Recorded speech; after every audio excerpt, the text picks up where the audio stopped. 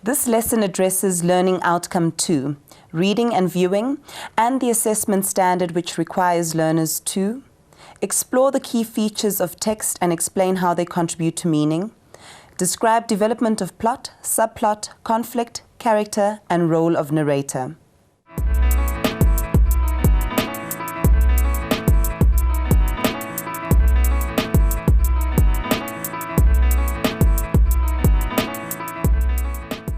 Hi everyone, welcome to the 5th lesson on reading novels. In this lesson, we are going to find out about the roles that narrative style and tense play in the story. We'll be focusing on Because Pula Means Rain as an example, but the general points about narration and tense can be applied to any piece of literature.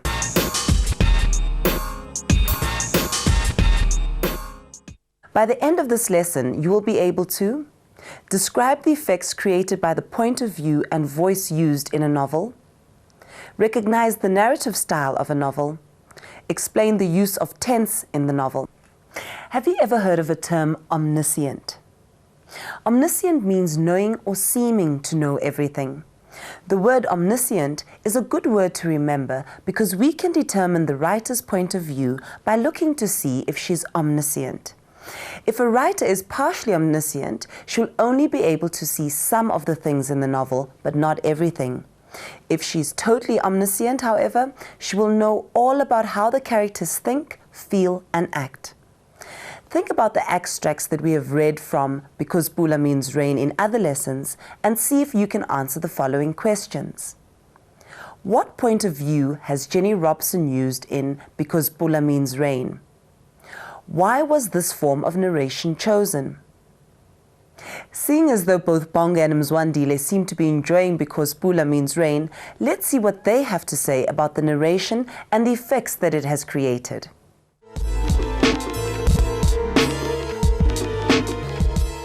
Well, the whole story is narrated by Emmanuel, and the writer speaks through him. And Jenny Robson, the author, therefore must be totally omniscient because she knows everything that he thinks and feels.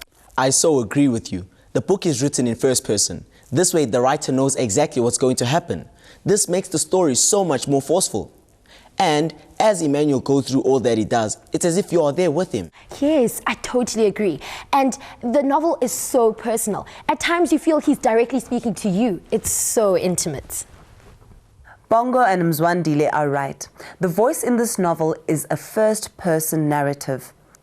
This means that throughout the novel, the writer has used personal pronouns such as I, me, we, and us. As the learner said, this form of narration makes the novel seem intimate and we become involved in the narrator's emotions. But a novel can also be written in the second or third person narrative. If it were written in the second person narrative, the writer would use the pronoun you. The effect of this is to make it appear as if the narrative is addressed directly at someone else. This can make it appear quite direct and demanding. Finally, we get to the third-person narrative. When the third-person narrative is used, the writer would use pronouns such as he, she, it, they, and them. This would make the writing feel more objective and detached, as if the story is about someone other than the speaker. Because Pula Means Rain is such a personal story, by letting Emmanuel tell the story in the first person, we feel as if he is speaking directly to us, sharing with us. We are drawn into his life as we learn more and more about him. First-person narrative, like what we read in Because Pula Means Rain, is very subjective. The word subjective means that it is a personal and emotional response to a situation with no attempt at balance or fairness. Writing in the third person is far less emotional. It attempts to sound objective because it makes the text seem as if it is stating the truth rather than just telling someone's personal story. The word objective means that it is a balanced, fair point of view which is trying to avoid an emotional response.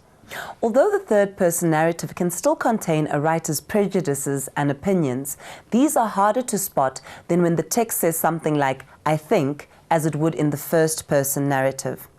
So why do you think the writer has not used the third person in the novel Because Pula Means Rain?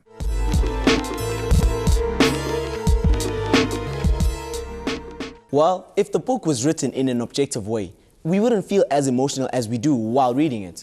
Yes, and a good novel pulls you into the lives of the characters and tries to shift your perceptions of things. And by her writing things in the first person, really gets you to understand what it would be like to be an albino and to be rejected by those around you. That's great, guys. Now let's see if you can recognize the narrative voice in the following sentences. It is always important to remember that.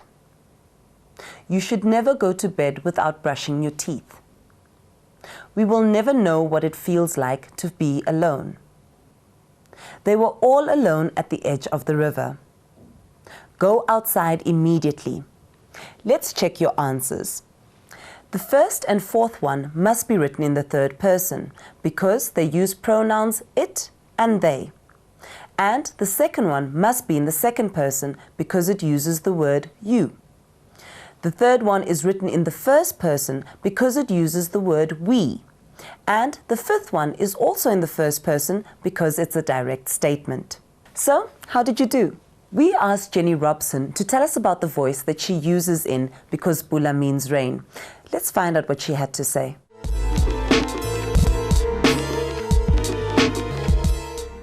Did you feel any reservations about writing in a black voice? I know that there will be some people who have reservations about this book, that I'm writing in a black voice when I'm not white. I'm not black myself. And especially because I'm writing it in the first person. I'm telling it as if it's Emmanuel who's telling the story. But I believe that I do have the right, as long as there are two things in place.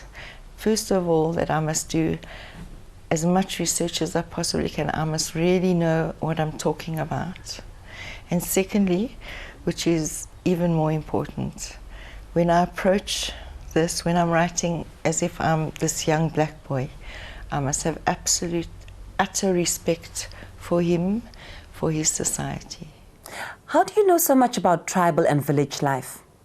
One of the most wonderful things about being a writer is finding out how generous people are with their knowledge, how happy they are to share what they know with you.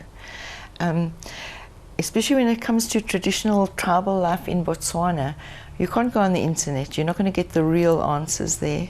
You can't even go into books and find the answers there. And what I did was go to my Botswana colleagues at school. I teach with quite a few Botswana people, and I asked them everything I needed to know. And they were happy to answer me. They were happy to tell me everything. Even when I was asking really sensitive questions, there was never a feeling like, who do you think you are asking questions like that? And then as well, as I say, I teach at a school called Livingston House, and most of the children there are also Botswana. So what I do, just before the holidays, I'd give them a long list of questions of everything I needed to know. And then over the holidays, they'd go home with their list of questions to their home villages and ask their parents and their grandparents, or all the old people of the village. And by the beginning of next term, they'd come back with more information than I could ever use. It was really wonderful. It was very, very special. I'm sure you'll agree that Jenny Robson really had to do a lot of research in order to be able to write from Emmanuel's perspective. Now, let's think about tense. Tense is the time that is used in a novel. When we learn grammar, we learn that the form of the verb in a sentence will tell us whether it is past tense, present tense, or future tense. Let's look at a simple example. If the verb is sit, then we know it's in the present tense. If the verb is sat, then we know it's in the past tense. And if the verb is will sit, then we know it's in the future tense. Tense in writing works in much the same way. If an author has written the novel in the past tense, she will use past tense verbs, and so too for the present and future tense. Now, let's see how well you can do. Examine these three sentences and decide if they are past, present, or future tense sentences.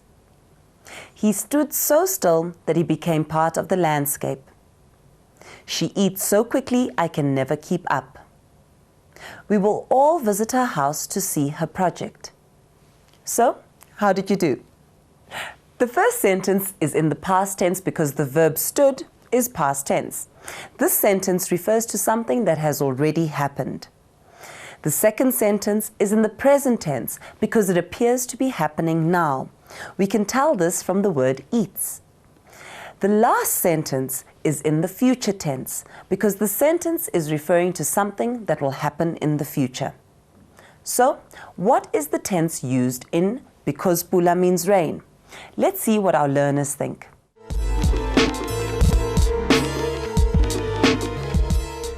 Let me try and answer this one. I think the tense is present tense because Emmanuel tells us of what is happening to him as it happens. But that's not true in the whole novel. Sometimes Emmanuel tells us things that happened in his past, therefore making it past tense. I don't know what tense this is in, really. Deciding what tense has been used in because pula means rain is quite tricky because in this novel, the writer moves between tenses. The reason why she does this is because as Emmanuel tells his story, he also relates aspects about his past. This helps us to understand his character and his journey. These shifts in time mean that there are a number of different stories being told constantly. We can use these shifts in tense to help us understand which aspects of the story are happening to him currently and which aspects are a part of other stories woven into his own. This will become very important when we track the plot of this novel in the next lesson. But for now, let's end with a quick task.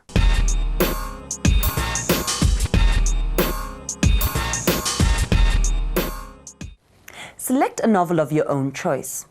Using only the first page, answer the following questions. Is the novel written in first, second, or third person? Does the novel use the past, present, or future tense? See if you can also provide reasons for the choices that the author has made.